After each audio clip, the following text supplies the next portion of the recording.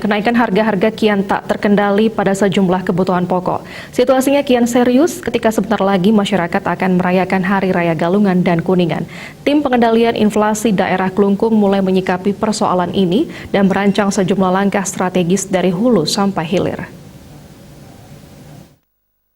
Menyampaikan sudah menugaskan seluruh dinas terkait, diantaranya Dinas Pertanian, untuk mengefektifkan program Bima Juara antara Subak dan KUD.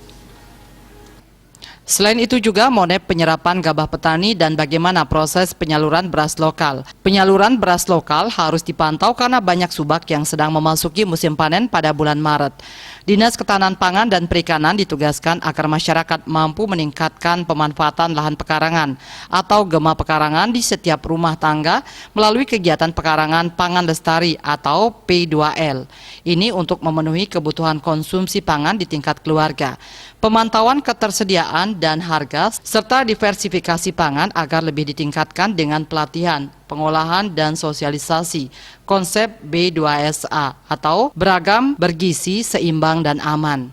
Sementara Dinas Koperasi, UKM dan Perdagangan serta Dinas Ketahanan Pangan dan Perikanan Klungkung agar melakukan monitoring harga sembako di pasar umum seperti beras, minyak goreng dan gula. Lakukan optimalisasi peran holding company dalam stabilisasi harga dan meningkatkan peran koperasi yang menyalurkan beras lokal dalam menjaga stabilnya harga beras. Khusus untuk Dinas Perhubungan diminta melakukan pemantauan dan memberikan prioritas penyeberangan terhadap kendaraan yang mengangkut bahan pangan dan barang kebutuhan pokok masyarakat di Nusa Penida. Tujuannya untuk mencegah terjadinya kelangkaan bahan pokok untuk masyarakat setempat. Bupati Klungkung Inyoman Swirte menyampaikan dalam menekan inflasi semua pihak harus bergerak serius.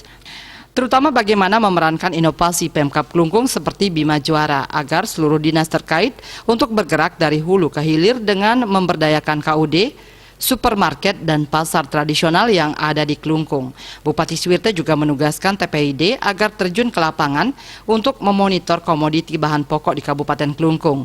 Untuk menekan inflasi harus ada intervensi dari pemerintah dan proses hulu ke hilir. Jangan biarkan inflasi menjadi lebih parah. Bagiarte Bali Pos melaporkan.